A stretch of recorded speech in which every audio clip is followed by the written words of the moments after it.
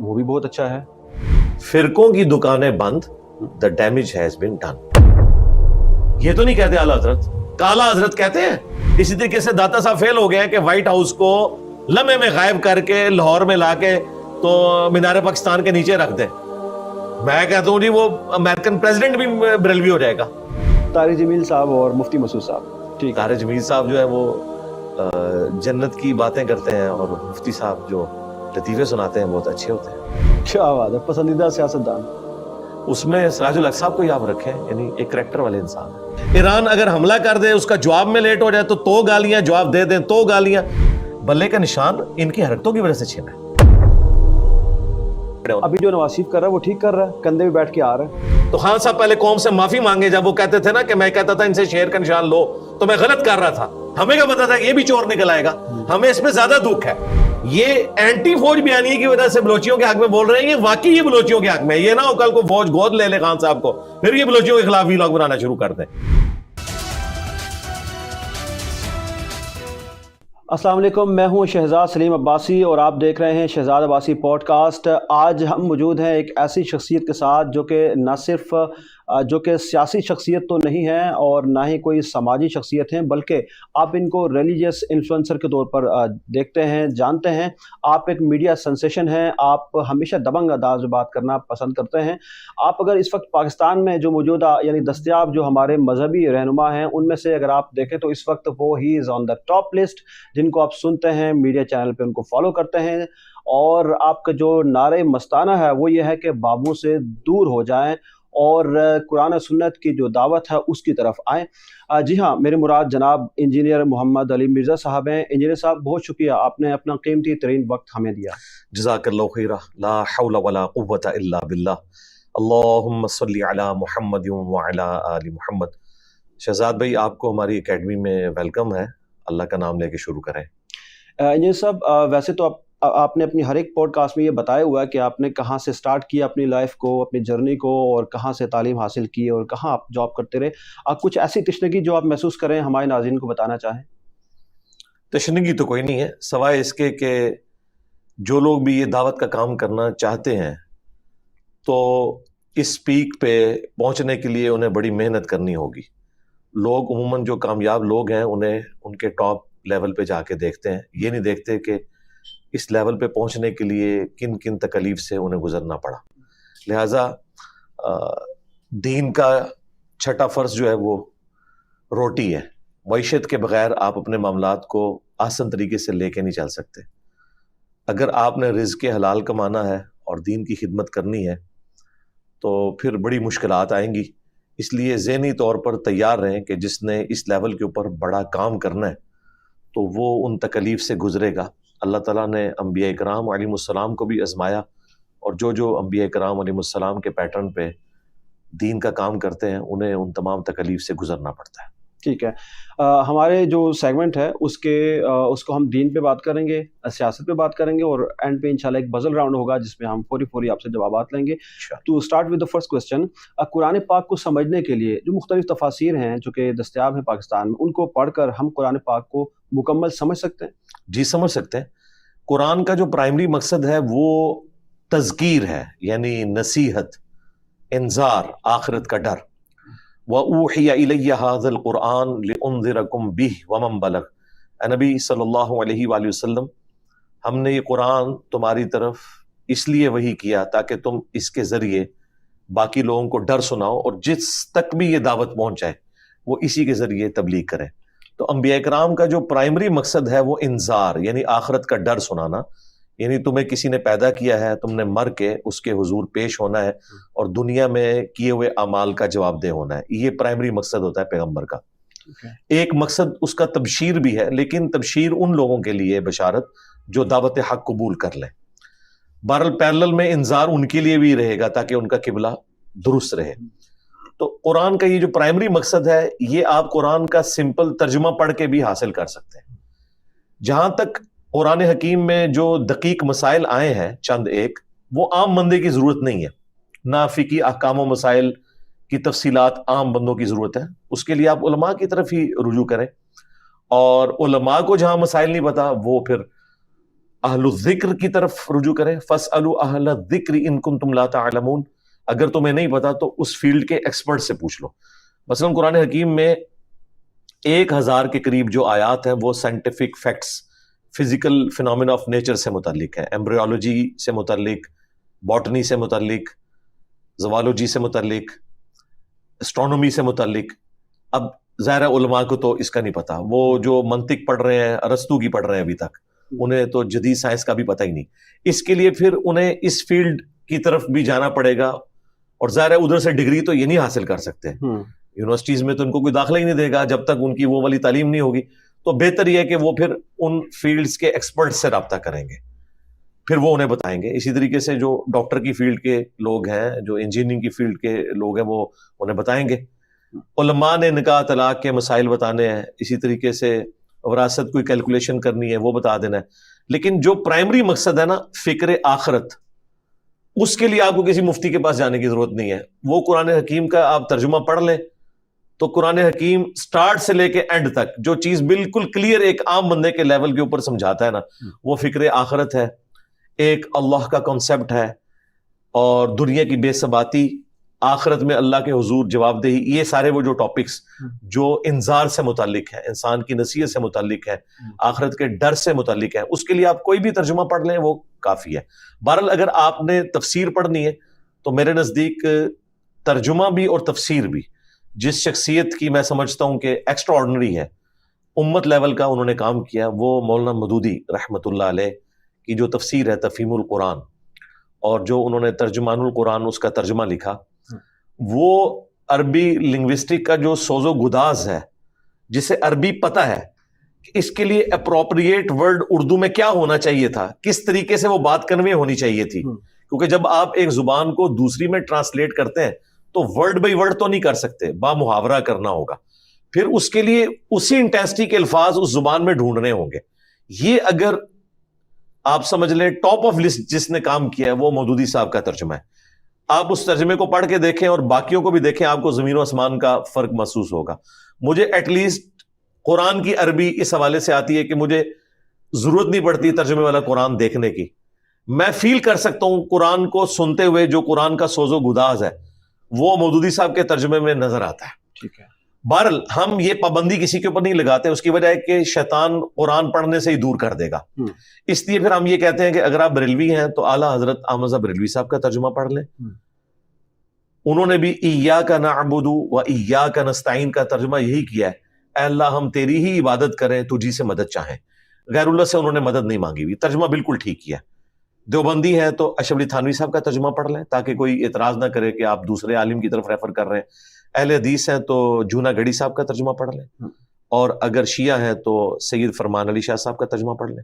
اور آخری بات اس میں کروں گا، جو اکثر دھوکہ بھی دیا جاتا ہے کہ تراجم قرآن کے مختلف ہیں، ہمارا یہ چیلنج ہے، قرآن حکیم کے تراجم میں کوئی فرق نہیں ہے، صرف الفاظ کے چناؤ میں فرق ہے۔ ٹھیک ہے، آپ 10 صحابہ کرام بھی بٹھا لینا جنہیں اردو آتی ہو اور انہیں قرآن دیں اور کہیں کہ اس کو ترجمہ کرو، آپ کیا سمجھتے ہیں 10 کے 10 100% ایک جیسے الفاظ استعمال کریں گے؟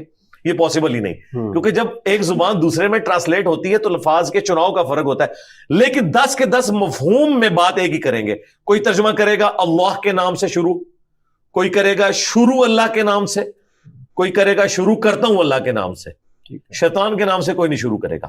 لہٰذا یہ جو دھوکہ ہے نا کہ جی تراجم میں فرق ہے، یہ فرق نہیں ہے، یہ ایک نیچرل پروسیس ہے۔ پنجابی میں کہتے ہیں نا آٹا گوندیا ہلدی کیوں ہے، یعنی آٹا گوندتے ہوئے آپ کو ہلنا تو پڑے گا، یہ ہو ہی نہیں سکتا کہ آپ ہلے بغیر آٹا گوند لیں، اس طرح یہ ہو ہی نہیں سکتا کہ مختلف لوگ جب ایک زبان کو دوسرے میں ٹرانسلیٹ کریں تو الفاظ 100% ایک جیسے ہوں، چناؤ کا فرق ہوگا، اور وہ الفاظ کے چناؤ سے آپ یہ دعویٰ نہیں کر سکتے کہ انہوں نے مفہوم بدل دیا۔ مفہوم اپنی جگہ ایک ہی ہے، الفاظ کے چناؤ کا فرق ہو سکتا ہے، اور اس میں کسی کی بدنیتی نہیں ہے، کسی کی ووکیبلری ایسی ہوتی ہے کہ وہ اسی طرح کے الفاظ استعمال کر سکتا ہے۔ آج سے جو 100 سال پہلے کے تراجم ہیں ان میں آوے گا جاوے گا استعمال ہوا ہے، اب تو نہیں، ہم تو کہتے ہیں آئے گا جائے گا، ٹھیک ہے۔ احمد بریلوی صاحب نے ترجمہ کیا، ہم نے تم سے پہلے کئی سنگتیں ہلاک کر دی، آج ہم ترجمہ کرتے ہیں کئی امتیں قومیں ہلاک کر دی، اس وقت سنگت کا لفظ بولا جاتا تھا۔ اب یہ obsolete ہو چکا ہے. ٹھیک ہے. تو اس اعتبار سے مودودی صاحب کا ترجمہ ایسا ہے کہ انہوں نے اردو کے وہ الفاظ جو اس وقت زندہ اردو لینگویج ہے نا وہ انہوں نے یوز کیا. اس کے بعد میں سمجھتا ہوں ڈاکٹر طاہر القادری صاحب نے بہت اچھا ترجمہ کیا ہے. بریکٹس میں کئی جگہ انہوں نے ڈنڈی ماری ہے لیکن وہ بریکٹس ہیں. شکر ہے انہوں نے بریکٹس کے اندر وہ ڈنڈی ماری ہے یہ بتانے کے لیے کہ یہ میں بیچ میں گھسا ہوں. اگر مجھے نکالنا چاہے تو آپ کسی بھی وقت نکال سکتے ہیں. اور پیر کرم شاہ الازہری جو ڈاکٹر طاہر القادری صاحب کے استاد ہیں اور جسٹس بھی تھے, الازہر یونیورسٹی سے پڑھے ہوئے تھے, ان کا ترجمہ بھی بڑا اچھا ہے جمال القرآن کے نام سے. مفتی تقی عثمانی صاحب کا بھی ترجمہ کچھ عرصہ پہلے آیا ہے, وہ بھی بڑے اچھے انداز میں انہوں نے ترجمہ کیا. ترجمہ آپ کسی کا بھی پڑھیں, کوئی مسئلہ نہیں. ٹھیک ہے. تو اچھا انجینئر صاحب, آپ کا جو علم ہے کہ آپ سمجھتے ہیں کہ وہ چاروں ائمہ سے زیادہ ہے, اور آپ نے پھر اس پورے دین کو, اس پورے پاکستان کو, دنیا بھر کو سمجھانے کا, سکھانے کا بیڑا اٹھا رکھا ہے, چونکہ خود کو آپ امام خمینی بھی کہتے ہیں. تو یہ بتائیے کہ آپ یہ خوش فہمی ہے آپ کی, آپ کا زوم ہے یا دلیری ہے آپ کی؟ نہیں, امام خمینی میں کوئی نہیں کہتا. امام خمینی تو بہت بڑی پرسنالٹی ہے. امام جو میرے نام کے ایکویلنٹ ایک ایبریویشن کے طور پہ یوز کرتے ہیں ہمارے اسٹوڈنٹ, EMAM, ٹھیک ہے, انجینئر محمد علی مرزا.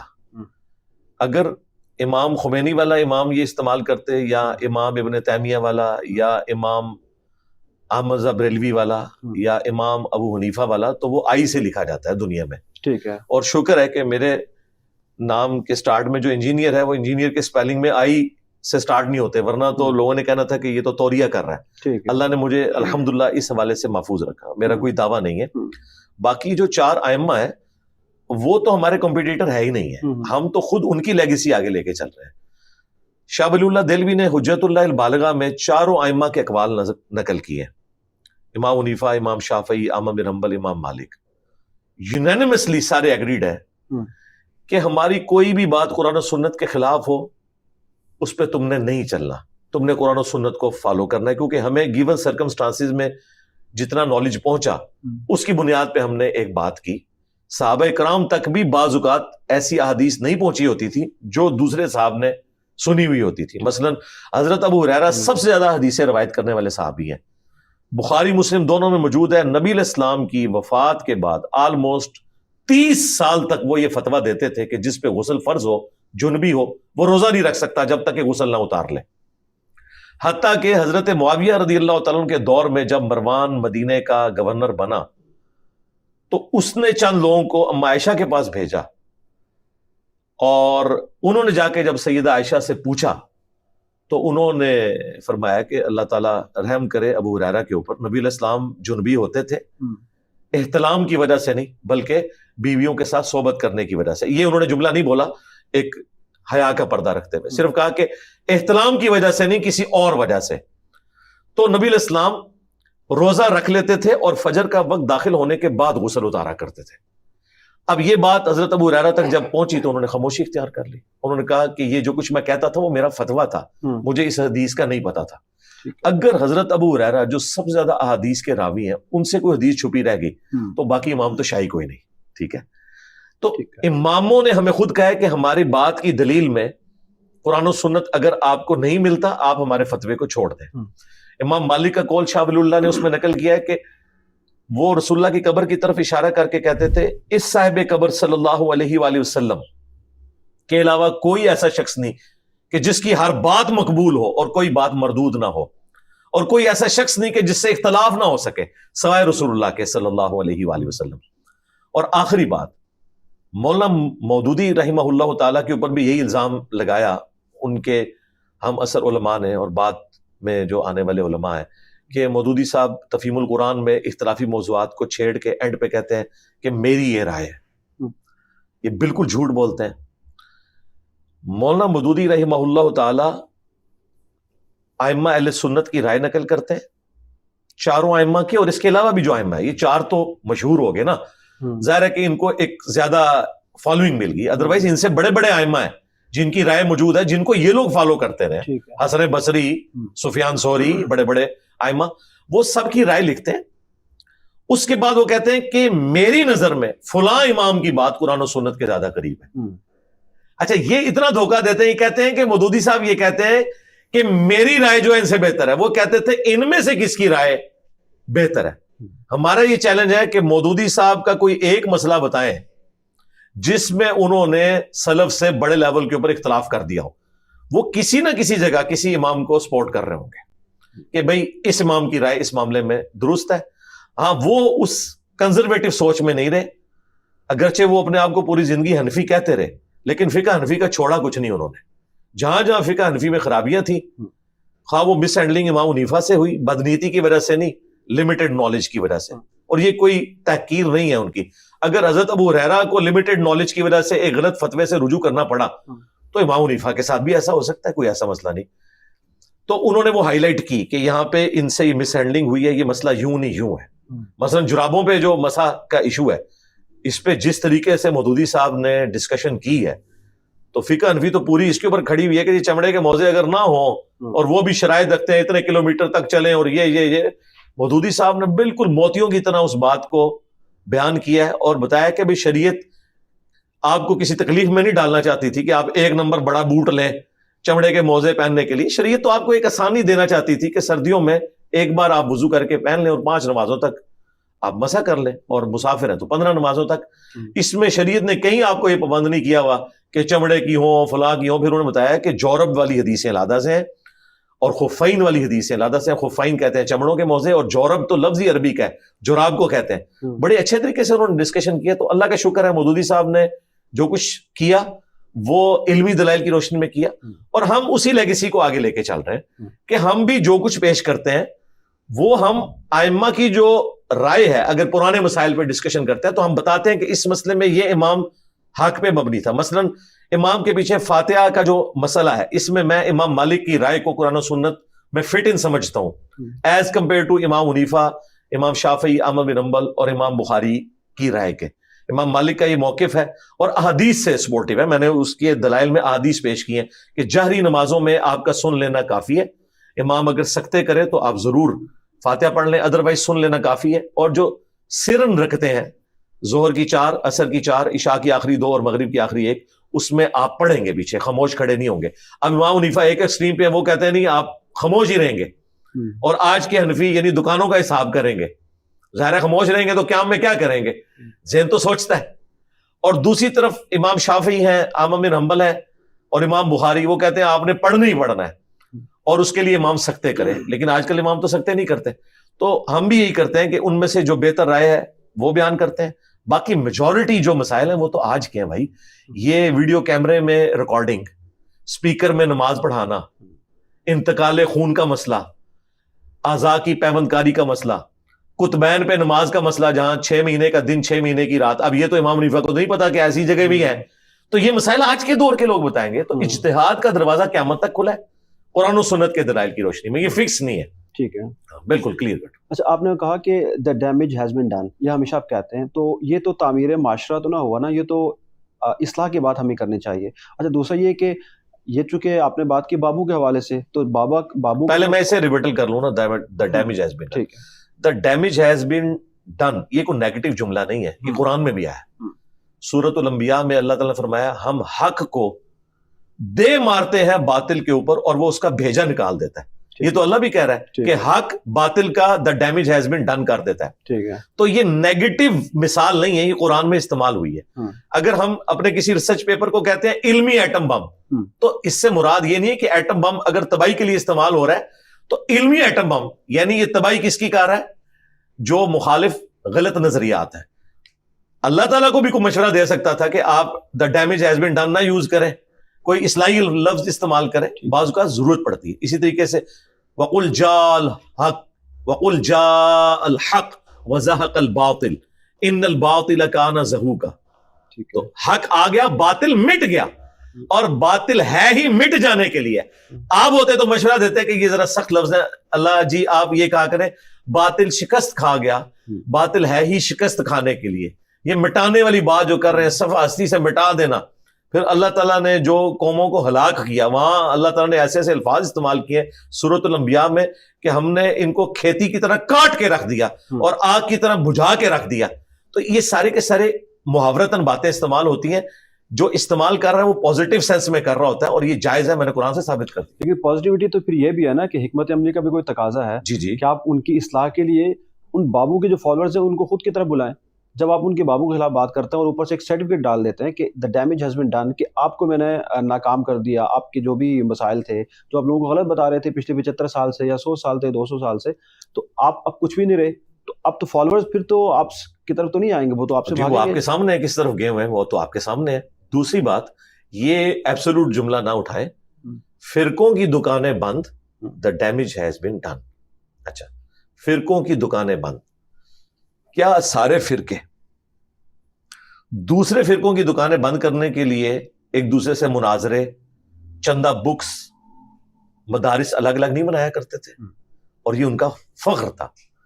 جب الیاس قادری صاحب نے دعوت اسلامی بنائی تو ان کے ماننے والوں نے فخریہ کہا کہ آج ہم نے تبلیغی جماعت کا بستر گول کر دیا، کیونکہ ہم نے پیرلل میں اپنی ایک جماعت کھڑی کر لی۔ ٹھیک ہے، پھر اہل حدیثوں نے بھی جماعت و دعویٰ کھڑی کی اپنی پیرلل میں، وہ ختم ہوئی، آج کل ان کی ایک تبلیغی جماعت بھی بنی ہوئی ہے۔ یہ سب کچھ کر رہے ہیں، ہم سے کیوں ڈیمانڈ کر رہے ہیں کہ ہم نے کوئی غلط بات کر دی؟